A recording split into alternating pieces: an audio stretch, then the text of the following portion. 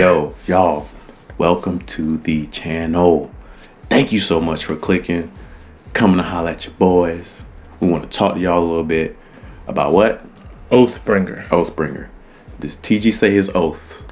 Does he? I don't know, ask the Stormfather. Anyway, Damnation, y'all. We talked about this. We had a pre-talk about this. We did. We was about 45 minutes. About 45 minutes. And we went back and forth talking Back about and this book. forth. And I dare say that QandTG may just disagree. It happens. Stay tuned. Yeah. Until then, before we get into, so first half of this, first couple of minutes, will be a spoiler-free general review. If you should go pick up this book or not, is it a reread or not? Yeah. Second half will be a spoiler cast of the entire book, or at least the big parts of the book. Just thoughts of our feelings. Yeah. We just kind of gonna shotgun and talk about things that we thought were good, done well, things that we disliked, things that we wish we saw more of. Okay? Let's get it. Okay. So, start us off with the spoiler-free review. So, Oathbringer, I feel like if you got to Oathbringer, then you were somewhat of a fan. You either loved it, somewhat a fan, or you liked Brandon Sanderson. You was generally interested in this grand, massive scale of a book and world that he's building. Right. The world is continuing to open up. I feel like he's peeling back the onion more and more. We see more interludes from different characters and different places. This book is, to me, a story about redemption. Mm-hmm. Also about truly looking inside, like internally in yourself, and understanding like really what challenges you have and how can you struggle to overcome them, and how those struggles impact people around you. The main flashback point of this book is Dalinar. Yeah. And in the first two books, you kind of hear about, like, he's always been called the Blackthorn. Mm-hmm. And you kind of hear about his past and how much of a brazen, barbaric, thorough warrior he was. Yeah. And in this book, you see it. You see who Dalinar was. And he's a totally different man than who he is now. And that theme of how he's changed or changing or, reconciling with your past is kind of with every character has some sort of that going on. Yeah. So he's just kind of like the main symbol of what everybody's going through. Mm-hmm. So you see a lot of that. That's true. Did you enjoy the pacing of the book? Yes and no. Mixed. I enjoyed the ending. I enjoyed there's some perspective about some different bridge forward that I enjoyed. Certain characters I always enjoy. Yeah. Certain parts slowed down to me more than I would have liked. There's new perspectives in this book that I really enjoyed, and some that I wish I had more of. Yeah. And so that part was very, give or take, entertaining. Yeah. To be blunt and frank about this book, I sit somewhere in the middle. Or at least I sat in the middle during our initial conversation, but I start to lean towards really liking this book towards the end of our conversation. And we'll go into more why if you're into the spoiler part of the book. But our main characters now are facing different challenges, and we are getting pushed into this gray area, and we're starting to see, just this everyone's flawed. Yeah. That's a good point. And you're starting to notice this. Yep. And so he builds out, the magic system, which is already pretty dope. He expands on that a little bit more. Mm-hmm. There's different mysteries going on. There's new evils introduced. Did you enjoy it? Is it a reread? Overall, I enjoyed it. And when the 5th book gets ready to come out, because I've heard he's going to take a break between book 5 and the next 5 sets of books. Yeah. I wouldn't be mad to reread the series to get up to 5th book again so I could be super aware of things. So I would do it. I felt like this was a necessary book. I don't want to use the word bridge. I felt like this was a necessary book for us to get new perspectives, to pull back a little bit on all of our favorite characters and really be like, oh, they are really flawed. Like, they are going through things we all do. It makes them more human, more like brings them more down to earth in this fantasy world that we go to escape to get to. The artist, not an artist, but the artist in me really loves this book. the general reader in me is like, boring. That's the best way I can put it. I feel it. Jump into the next half to see why I feel this way based off the spoilers. Okay. But it is a reread. You should read it. Yes. If you enjoyed Sanderson's Cosmere, you enjoy this series, you'll probably enjoy Oathbringer. Depending on who you're a big fan of, I feel like you'll enjoy it more or less. If you're a super fan of one character that got less time, you might enjoy this less. If you're a really big fan of certain characters that got more time, you might enjoy it more. So I think that's a good point.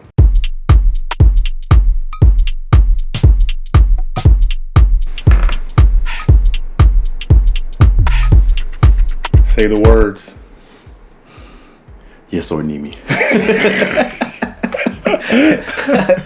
Sword Nimi over here. We're gonna show some evil today. Yes, Sword Nimi. We're gonna show some evil today. Be patient, Sword Nimi. Okay. Be patient, Sword Nimi. Just draw me. All right. Do you want to go through your list? So I just have a list of likes, dislikes, and wishes. Okay. We hit your likes and I can agree. I really liked it, didn't like it. So this is going to be kind of all over the place. So just kind of deal with us because I wrote this down at after I was finishing the book, so it might not be in order. It's all good. Talk to him, Q. So likes, going through likes first. The different perspectives, like having Wit hop in. Like, oh my gosh, Wit is. I love seeing Wit. I love seeing Zeth. Having Zeth come back and be a POV character again. I loved it, man. Him and Sword Nimi. It's so great. No Sword Nimi. This is his conversation between the sword talking to him. Like, there is, I don't know if Sword Nimi is a Spren or whatever he is. Yeah, I don't know how, because obviously he's from Warbringer, so how he relates into this book, and obviously they think he's a Spren because he talks and all the Spren talk. So, but the way he was made in Warbringer, which I've read, but I don't remember. I don't know how that technically works. He's fighting for first place of favorite. If you consider a entity, yes. Him and Pattern go back and forth. Teravangian was another good one. He was great. He was great. Several characters. He does. Depending on how smart or not smart he is. Yeah. The one chapter when he was smart.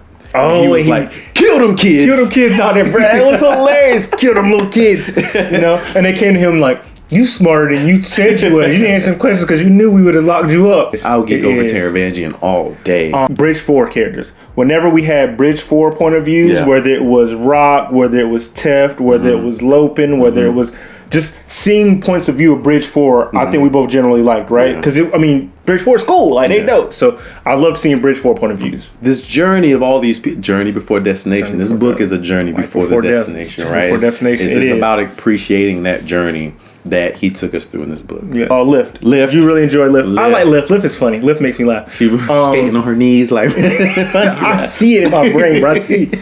It's cool. Obviously the big, and we're just gonna flow with it. The biggest character in this book, the person who at the end wrote Oathbringer, is Dalinar. How do you feel about Dalinar? Okay. All right. Since you want to snooze, let me take it. Dalinar is probably 1B for me. Kaladin is my favorite. Dalinar is right there. My second favorite is the second close. I like Dalinar's flashbacks supremely. And again, he was a terrible character, a terrible human being, did terrible things. His flashbacks were mean, but they were great. They were great. Seeing him, his combat, seeing him active when he was very inactive during his current day chapters was amazing to see. And I'm sorry, I didn't mean to cut you off, but getting that previous, you know what I'm saying, because they've hyped him up on the books. The Blackthorn's a beast. The Blackthorn's, you learn about the Blackthorn. You see, because you learn why they're scared of the Blackthorn, why they don't trust the Blackthorn. Exactly, you learn that, and there was this one scene where he was in a battlefield, and he was just the thrill got him, and he'd stopped seeing red, and he didn't realize 100 bodies had dropped. Yeah, some of his own people's bodies, possibly. And it was that's the kind of warrior he was. If you was in front of him, it was death coming. I think one part we disagree is how much of a snooze he was. Quincy says current Dalinar was a snooze. I enjoyed current Dalinar because I enjoyed... I just woke up, sorry. He put me to sleep. Whatever. Name. I enjoyed... so if Pattern is Spren A is the top and Nightblood is 2, 3 for me would be Stormfather. Definitely. The Stormfather is a funny sprint. So seeing him like, don't command me, but then him doing stuff or don't tell me what to do, Dalinar. Then he does it. Tell me what happened. I refuse to tell you. You're going to break your oaths. Like, he's just like a grumpy old man. I appreciate and have love for the growth of Dalinar here at the end of Oathbringer. I love the wrath and the just the fighting and the everything that the thrill. I love the passion. It got to a point where he was ignoring his family. He was. He killed his wife. He did. And it was all because of this thrill, like this lust. So that's when we get to this Dalinar. And this Dalinar was like snooze, but slowly growing on me, getting to this growth period, all the way to the point where he was being taken over again by the thrill at the end. And he had a quote down. So I wrote, disliking the Blackthorn, but loving Dalinar after him standing up to Odium. Yes. If I pretend I didn't do those things, it means that I can't have grown to become someone else. And that beautiful, bro. And that, I don't care for Dalinar's character or him in his chapters, but I appreciate the growth of the character and what Sanderson did with him. Thank you. That brought it full circle to me, and the getting to that point was totally worth it. Totally worth it. Yeah. But it was still just like Dalinar. I think though that you said, obviously one of the biggest parts was that he killed his wife. Yeah. I like the fact that he tried to do it her way first. If we real, he went so obviously. And then, she did too. I was like, why the fuck she go? Right. So she went to him crying multiple times. Stop killing. But his punk ass. Hold on. Before we get to your very important part. Okay. There was a time where she came up to him. She did. She was crying to him, and then saying, "Baby, I want you to be around. Let's go have a family." He was like, "You won." He was like, "You won." Yeah. Like he turned it on her and just like.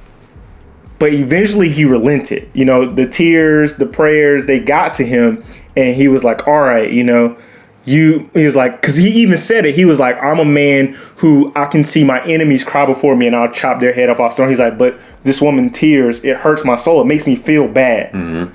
And so I'm going to try to do something different. So he goes up to there and he tries. He says, "Look, man, I'm a beast. I got a mean army.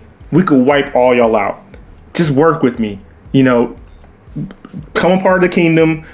Tell me who you spying and assassinating with or spying with, and we'll make everything work, man." He's like, "I got a woman who really wants me to stop killing. Let's make it work." And he tries. And tell me what happens.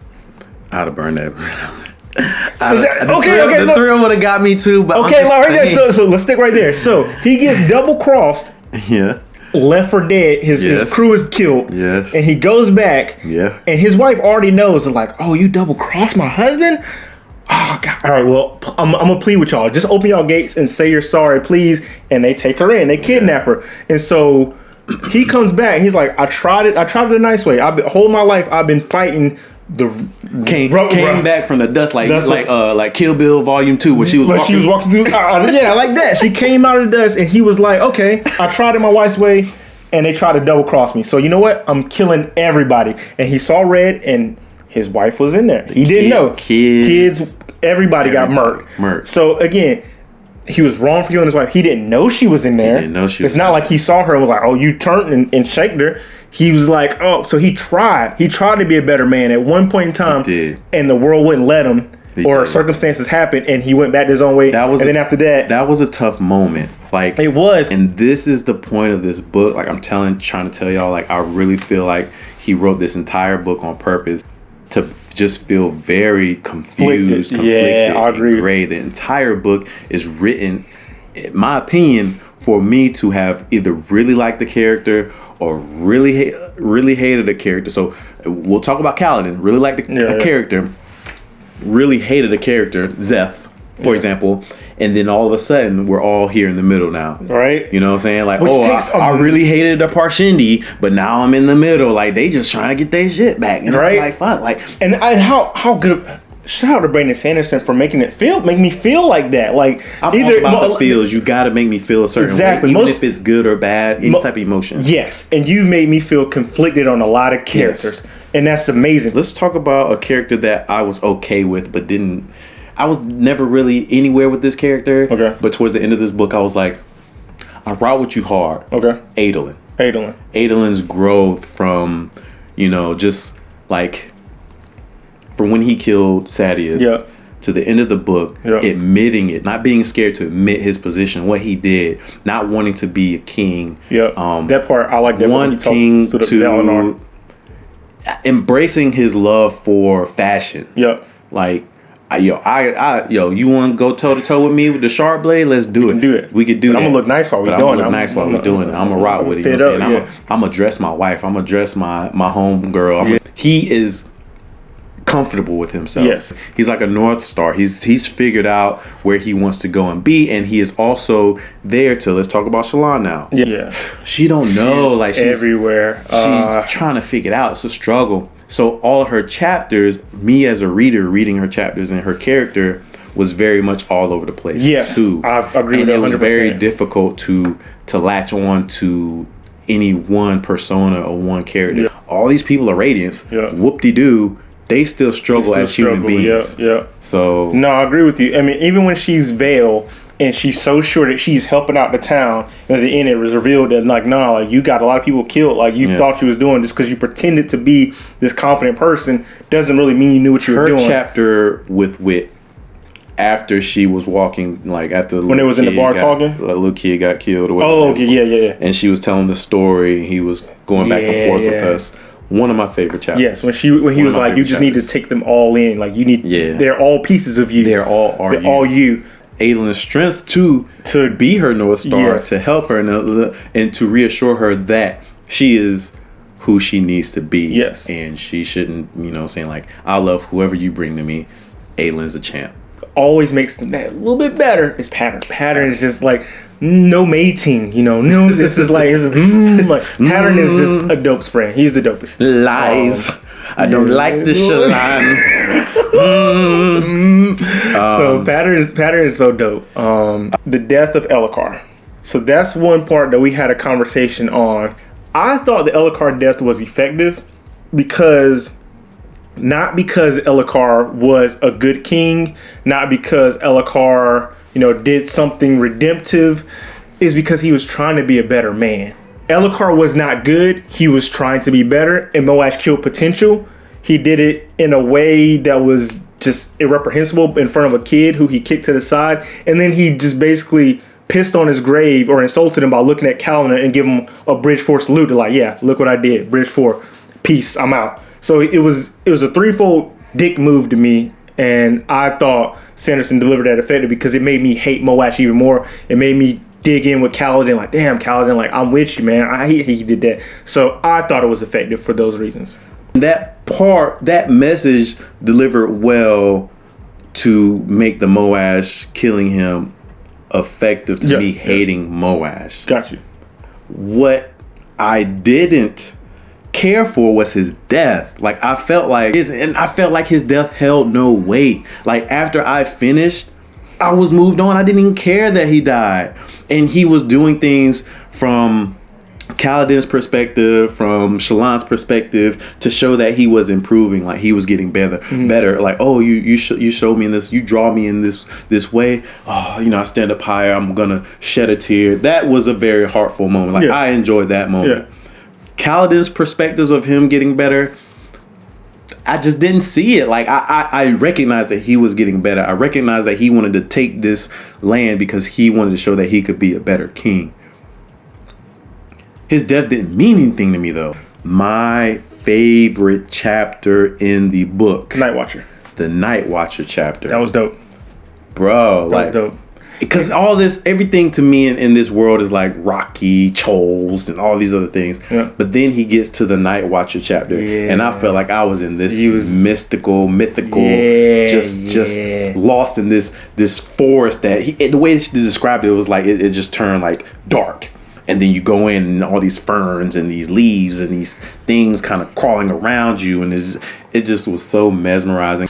but she said, I'm gonna put it to the side to give you time to grow. And I feel like this is getting outside just the book, but I feel like that's what we need a lot in this world, you know? It's so easy to see someone do something bad from the past or say something wrong, and we're quick to, you know, oh, you know, you out, you cancel, you know, write them off. Like, you're not it, you know? And again, everybody doesn't deserve a second chance, but there are a lot of people who do. And so for her to say, like, I'm going to put your past, which is a horrendous past, horrible things he did, aside for a second to give you time to grow, actual, you know, instead of a prison being a rehabilitation center, like, let's stop making prison, let's make rehabilitation center and getting people better.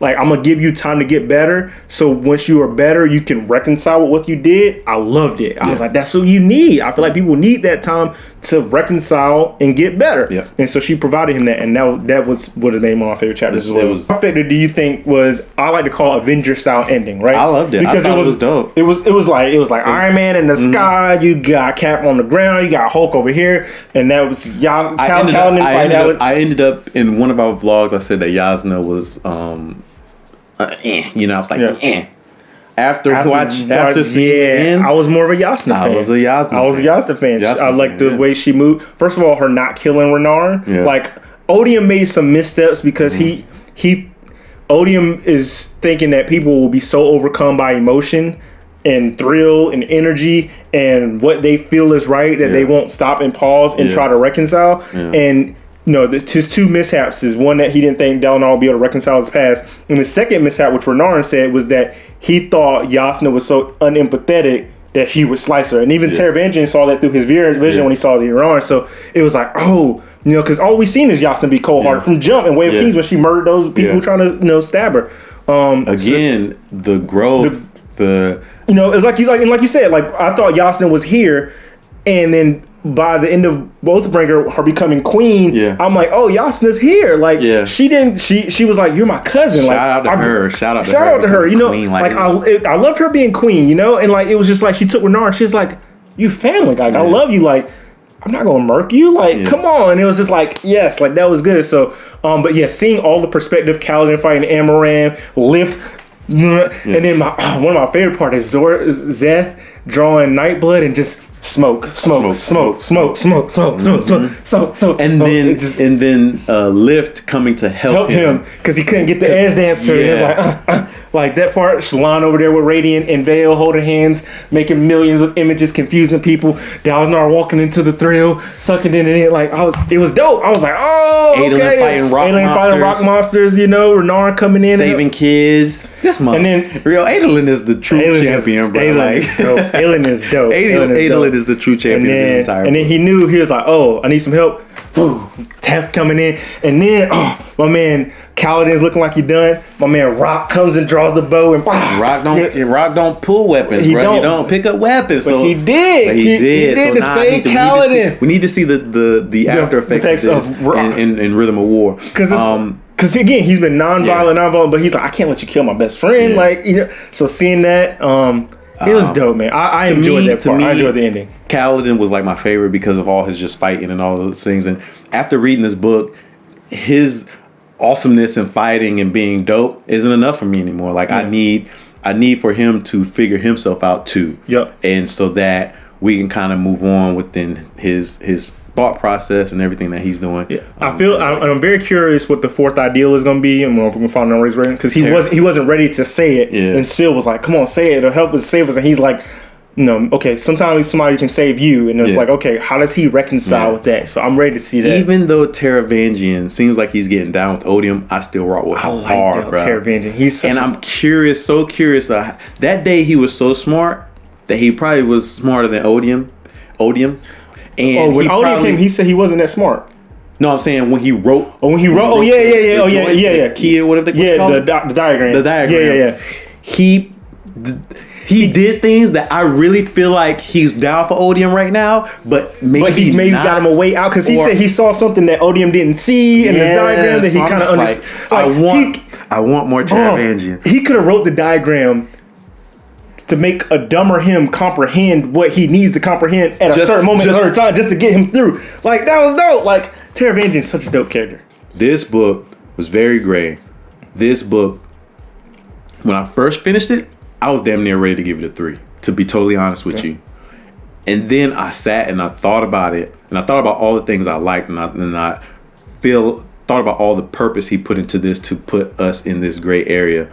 And I keep saying the artist in me, I'm not an artist, but the appreciation for a specific art of what he was doing with this book, to me, if we had to grade it, and I don't want to grade it, but if I had to grade it, I would give it a 4. I would give it a 4, high 4.5. Like, this book, in different ways, is one of the better books of the entire the 3 books I've read. Yeah, it is one of the better books because it slowed me down to really think about how these characters are transforming. There was this intrigue, there was answers, but then more intrigue. There was just putting these characters in this gray area and making them really think about who they are and how they need to move forward, and stopping and talking to us about the journey before the destination. It's all about the journey, how the journey gets you there. Like, Dalinar started here, got crazy, like when I say crazy, got like doing radical stuff, and then now he's here, and it's just like, and then you learn stuff about your boy Gavilar, and it's just like, okay, it's just, he did a good job. What he wanted to do was amazing. What he did was amazing. I appreciate what it was. I used to call this a bridge book. I don't want to call it that anymore. I feel like it was an important story for him to tell. Sure. It was essential to the entire Cosmere, to these characters within the world that they're in right now. I would definitely give it a 4.5. I thoroughly enjoyed it. There's just some impactful joint that I felt were impactful to me that I really liked. I think you said it'd be your second favorite Cosmere book, maybe behind Words of Radiance, which I can agree. Well, not Cosmere, but Stormlight book. Second favorite Stormlight book. I mean, Cosmere. Oof, that's a lot. But no, I thoroughly enjoyed this book. It was good. Yeah, man. He mission accomplished. If this is what he was trying to do, then yes. So we disagreed, but you never know. Like, you ever like be so ready to be, you so lost in you being right that you don't recognize that y'all are saying the same thing or arguing with somebody. And I feel like we were saying the exact same thing, minus a couple of things. So Damnation, we ended up disagreeing, but I think we realized that we come to the same conclusion about this book. So cool. Thank y'all for coming along with the ride. It's probably one of our longer videos. If you made it this far, we appreciate you. If you made it this far, what should they put down at the bottom? Put down a bookmark. A bookmark. Are there bookmarks? Yes, there's a bookmark. Okay, I put the bookmark emoji. Put it down there. Appreciate y'all. Thank you for stopping by. Check us out in the future for next videos. Say the words. Yes, or Nimi.